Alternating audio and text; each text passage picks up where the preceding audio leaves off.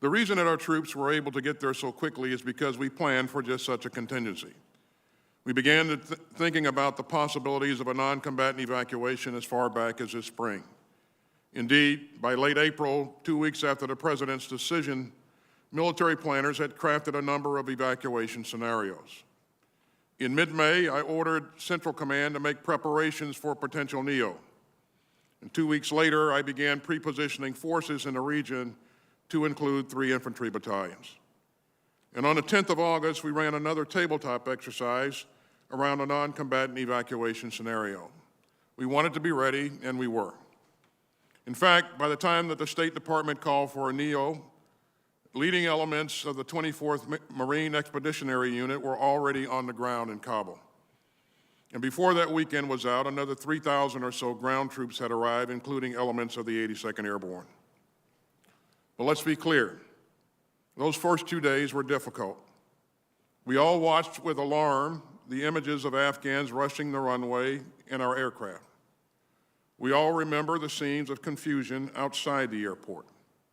But within 48 hours, our troops restored order and process began to take hold.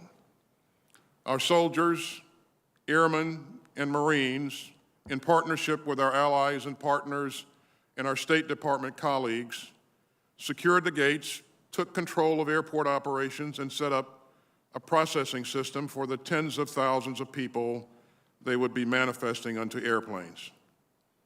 They and our commanders exceeded all expectations. We plan to execute between 70 and 80,000, we plan to evacuate between 70 and 80,000 people. They evacuated more than 124,000. We plan to move between 5,000 and 9,000 people per day. On average, they move slightly between more than 7,000 per day. On military aircraft alone, we flew more than 387 sorties, averaging nearly 23 per day. At the height of this operation, an aircraft was taking off every 45 minutes. And not a single sortie was missed for maintenance, fuel, or logistical problems. It was the largest airlift conducted in U.S. history, and it was executed in 17 days. Was it perfect? Of course not. We moved so many people so quickly out of Kabul that we ran into capacity and screening problems at intermediate staging bases outside Afghanistan. And we're still working to get Americans out who wish to leave.